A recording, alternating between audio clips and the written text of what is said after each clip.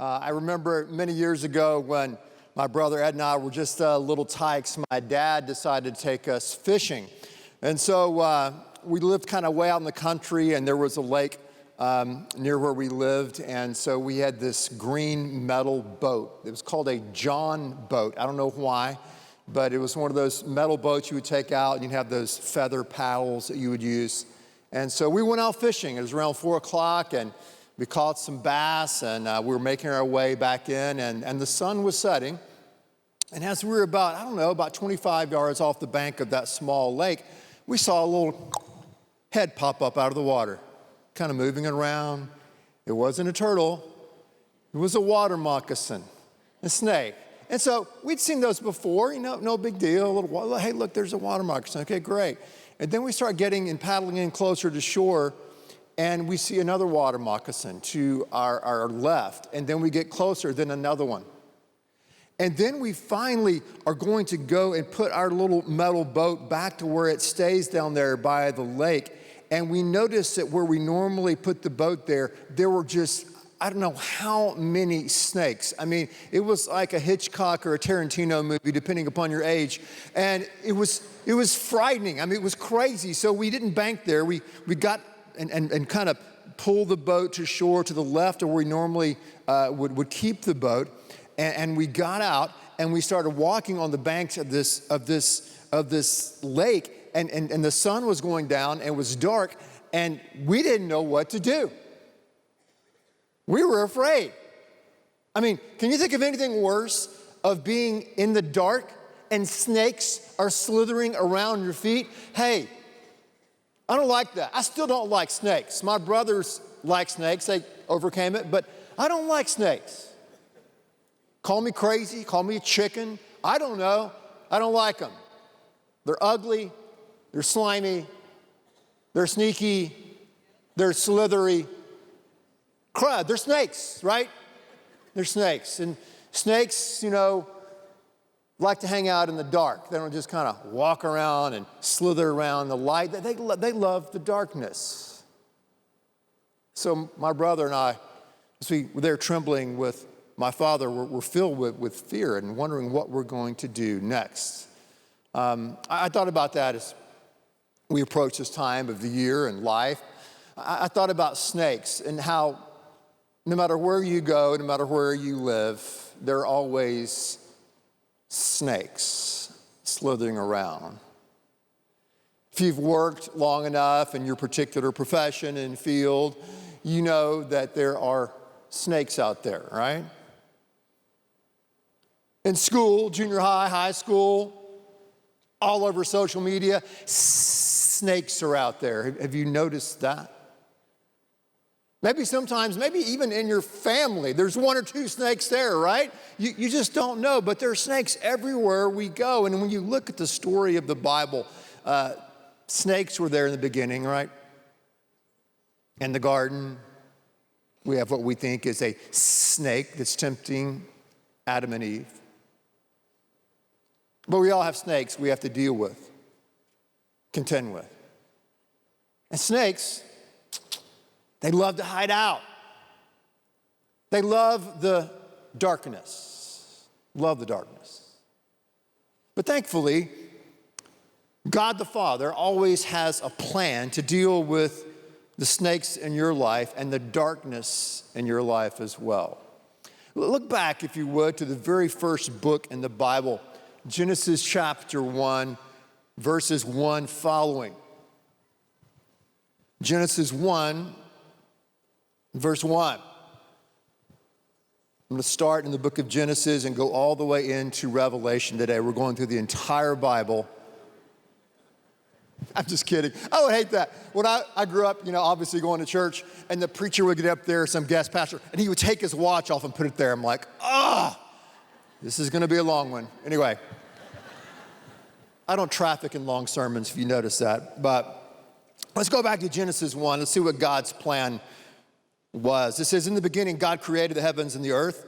Now the earth was formless and empty, and darkness was over the surface of the deep, and the Spirit of God was hovering over the waters. And God said, let there be light. And there was light. God saw the light was good, and he separated the light from the darkness. So we see in creation, God's very first act, as we talked about a little bit last week, but his very first act, his very first action is to speak light into dark places. God said, let there be light. God compares himself to light. Light is the fastest energy or entity we know in the world. Light goes and travels in a straight line, right, at the speed of light. And it goes on forever in infinity until it hits its target. Light is also mysterious. Scientists can't figure it out. Some scientists say light is made of waves. Other scientists say light is made of particles we can't figure out. There's a mystery and a power when it comes to light. But darkness frustrates us. Darkness can alienate us. But it's light that captivates us. Light illuminates our path so that we can see and know the next step to take. We don't need darkness in our life. We need light. We need God to shine his light in the dark places of our life. But light's fascinating. Think about it. We had, I think, 5 or 6 precious babies we dedicated here today. And even when they're, 4 weeks old, 6 weeks old, the first thing that a little infant will lock on is what? Light. When I was a little boy, a little toddler and stuff, and my brother Ed and I lived in those twin beds, we had a night light. Did you have one of those? A night light, so it wouldn't be totally dark when we were trying to go to sleep. And even you hear about life after life. If you ever studied near-death experiences, NDEs, and you talk about people who have been clinically dead, but they're not really dead, and they'll talk about being in a tunnel, and at the end of the tunnel, they talk about being greeted by a being of light. We are attracted to light. We need light. And in the beginning, God spoke light into our world, and God continues to speak light into dark places. What about Christmas time? The very first Christmas. You know, we've kind of cleaned it all up, right? Now it's all neat and clean, nice clean stable, and Mary and Joseph are there, and nice clean robes they got out of the cleaners, and nice clean non-smelling animals, and there wasn't room in the hotel, but boy, that was a great stable, and we've cleaned it all up, and there's a star and magi and gifts away in a manger, blah, blah, blah. Right, we've cleaned it all up. It wasn't that way. At the time of the birth of Christ, there were many snakes slithering around. It was a dark time for the people of Israel. They had been invaded, and they had been captured by the Romans. Caesar Augustus was in charge. The Roman Empire stretched all the way from modern-day England to India. That's how much power Caesar Augustus had. Caesar Augustus considered himself to be, listen to this, his title was called the Son of God. And during his reign, when Christ was growing up, he made every single person line up before a magistrate and declare, listen to this, Caesar is Lord. So the Jewish people, Mary and Joseph, lived in fear of Rome, but Rome was nothing compared to King Herod. Herod was a snake of the first order. He was supposedly half Jewish, but he was obsessed with his power, and he finally made a petition to Caesar Augustus, and he wanted a title, and Herod picked for his title, King of the Jews. Herod drowned his own son-in-law in his pool at a party. Can't make it up. Herod had his wife executed because when he was away in Rome, he feared that she was having an affair, which she was not. He had his wife executed. Herod killed 2 of his own sons because he's afraid of a power play. They're going to try to take his position as King Herod was overseeing Judea, where Christ was born and lived. Caesar Augustus once said, "It's better to be Herod's pig than his sons." That's the kind of snake that Herod was.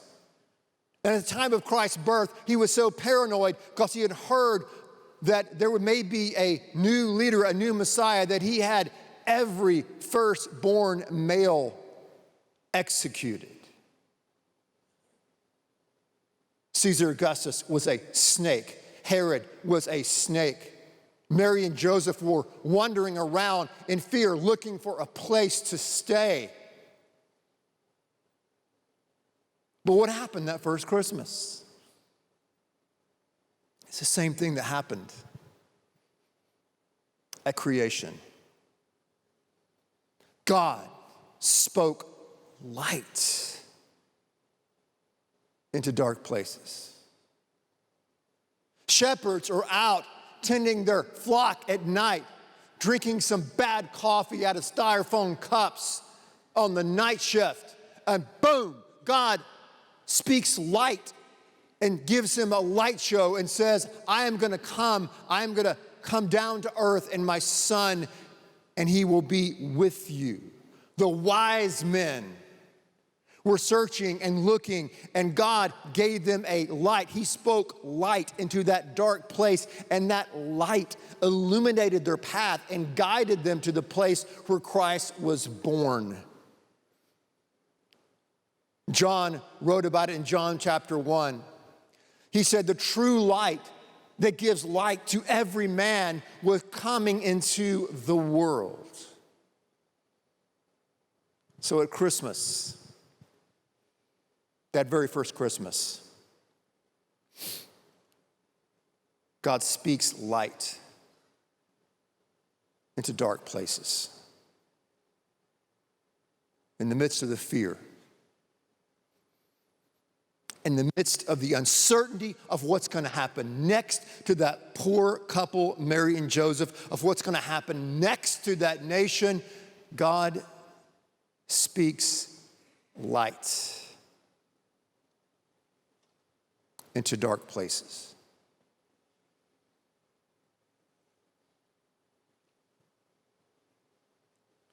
Jesus came into the world. He said that he was the light of the world. He said he would give light and direction to those who would follow him. He healed the sick. He raised the dead. He fed the hungry. He lived a perfect life. But the tide of popular opinion turned against him, and he was crucified. And on that cross, darkness covered the entire earth as he was separated for that moment, as he took on the condemnation, the darkness, the sin, and the guilt of the world. And he cried out, my God, why have you forsaken me? And darkness covered the earth. And he was put into a grave, into the darkness of a tomb, and he was there for 3 days. But on the 3rd day, he came up out of that tomb alive. So at the time of greatest and deepest darkness, God spoke light and life into that dark place, and he came up out of the grave alive on that first Sunday and appeared to Mary Magdalene and to Peter and to John, and to old doubting Thomas himself, who didn't believe it, to over 500 eyewitnesses, to another mean snake by the name of Saul. He appears to them alive from the dead and says, now, take the light that I've given you, and you go take that light, and you shine that light into the dark places of the world. God. Speaks light into dark places. And perhaps today and perhaps during this Christmas season, God is going to speak a word of light into your life. He's going to light a dark spot, a dark place in your life. He doesn't want us to live in the frustration and the alienation of the darkness. He wants to guide us and illuminate our path and give us light and give us hope and give us strength and give us courage. I don't know if you read lately, in the last several years, there's been an epidemic of people stealing little baby Jesuses out of manger scenes. I mean, have you heard about those stories? Okay, 2 people have. Okay, the rest of you, this is news. But seriously, you can read about it in papers throughout the United States. You can just Google it when you go home today, okay? Stealing baby Jesus, okay? So they're stealing it. And so all these people that have churches and other places where they have nativity scenes have come up with all kinds of ideas on how not to steal Jesus. So some of the baby Jesuses are bolted. I like that. Bolted in the manger, and the manger is bolted in the ground. Others have put a GPS, which I think is ingenious, embedded in baby Jesus. In case someone steals him, they can go out and find him, okay? I find that interesting. Now, listen, I don't think that the people stealing baby Jesus, by the way, I don't know who they are. I really don't think it's like the National Atheist Organizations. Let's go steal, but I just don't think that's who's doing it. I mean, it's like if, you look at in a bookstore, when we used to have them. But when we had bookstores, you can look at surveys. The 2 most frequently stolen books were the dictionary and the Bible, which is, again, interesting. So I think the people that are stealing baby Jesus, they probably just want a little bit of Jesus in their house or apartment. I get that. But I would want to tell these folks that are going to all major lengths to steal baby Jesus, you don't have to steal him. He will come into your life, and he can come into your house, your apartment, or wherever you are for free. For free. They just want to steal a little bit of the light. Where God doesn't hide his light from us. God even searches us out in the dark places of our life, in the midst of darkness, in the midst of fear and uncertainty, with snakes slithering in the ground. God speaks his light into our life, and that light helps us to walk with him and to take that next step out of the darkness and out of fear and out of uncertainty. And now I wish that God would give us a big old searchlight and just shows us everything, and a searchlight that goes backwards in time and explains to us why this happened in our past. But God doesn't. He gives us just enough light to take the next step. He gives us the light we need when we need it. So my prayer for you, my prayer for myself, is that God, that you would give me that light, that you would speak your light into the dark places of our life, that our path could be illuminated, that we could know the next step to take.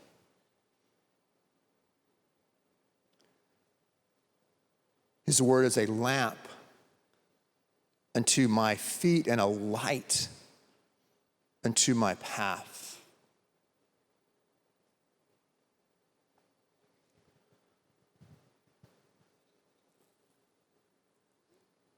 Oh yeah.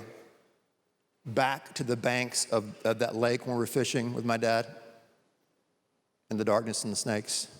Well, my father had a plan. Here we are. It's dark now. Snakes all around us. We're trying to figure out how we're going to make it home. And so my dad says, hey, Ben, jump on my back.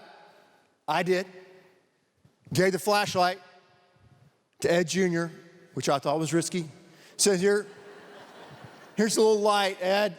You shine the light at our feet, and we'll walk slowly and try to find a way through the woods. And so I jumped on his back. Ed started taking that little flashlight and shining it, and the snakes, check this out, started slithering away, and he was able to kind of tiptoe and make it through the woods, and we saw another light at the top of the hill, which was our home. And as we went through the woods, as we got past the snakes, we followed that light until we arrived safely at home. God gives us the right amount of light when we need it to deal with the snakes and the darkness and to lead us step by step all the way home.